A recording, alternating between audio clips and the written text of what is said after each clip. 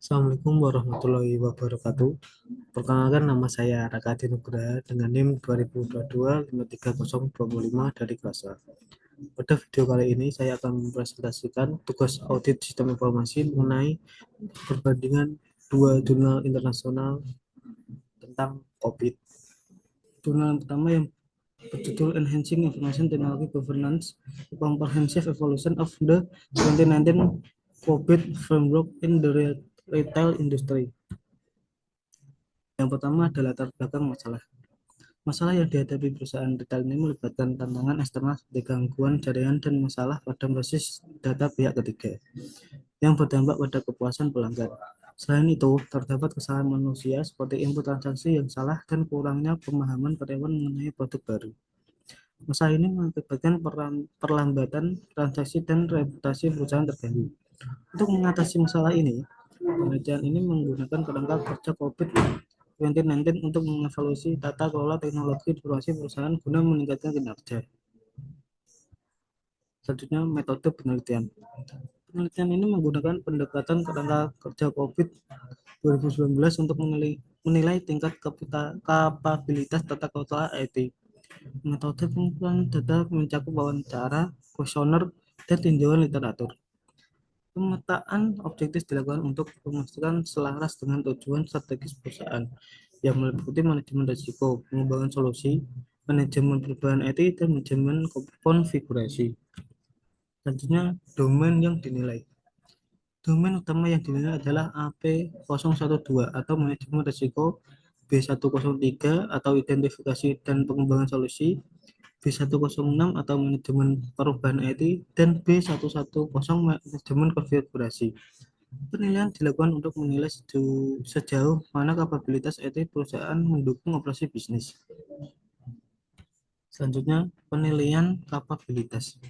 Hasil penilaian menunjukkan bahwa AP012 berada pada level 3. Sebagian besar tercapai untuk B103 dan B106 pada level 4, serta B110 pada level 4 atau bisa disebut sepenuhnya tercapai. Ini menunjukkan kesesuaian dengan harapan perusahaan dalam tata kelola IT. Selanjutnya adalah analisis gap. Analisis gap menunjukkan bahwa terdapat perbedaan antara kapabilitas saat ini dengan yang diharapkan pada AP012, di mana level saat ini adalah 3, tapi targetnya adalah 4. Sedangkan untuk B100, B103, B106, dan BA100, level kapabilitas sudah mencapai level yang diinginkan. Selanjutnya, rekomendasi peningkatan. Untuk AP01, rekomendasi meliputi pembuatan laporan pengukuran biaya risiko IT, analisis risiko secara berkala, pengumpulan proposal manajemen risiko, serta evaluasi berkala terhadap pihak ketiga untuk kontrol risiko. Selanjutnya, yaitu kesimpulan, yaitu penilaian kapabilitas tata kelola IT menunjukkan bahwa meskipun sebagian besar domain telah mencapai level yang diinginkan, terdapat area peningkatan pada AP012. Rekomendasi difokuskan pada peningkatan manajemen risiko terkait layanan di dalam toko, evaluasi risiko pihak ketiga, dan peningkatan pemahaman karyawan terhadap peran mereka dalam manajemen sistem.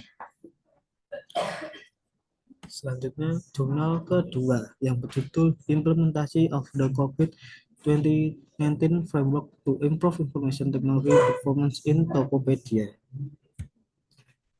Pembahasan yang pertama yaitu latar belakang masalah. Menghadapi berbagai tantangan operasional dalam e-commerce, seperti proses transaksi rumit dan waktu pengiriman yang lama, sehingga membutuhkan kerangka tata kelola IT yang terstruktur untuk meningkatkan kinerja.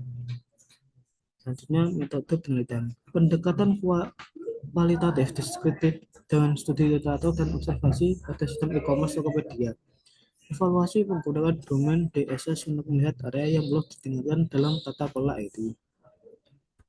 Selanjutnya, domain yang dinilai.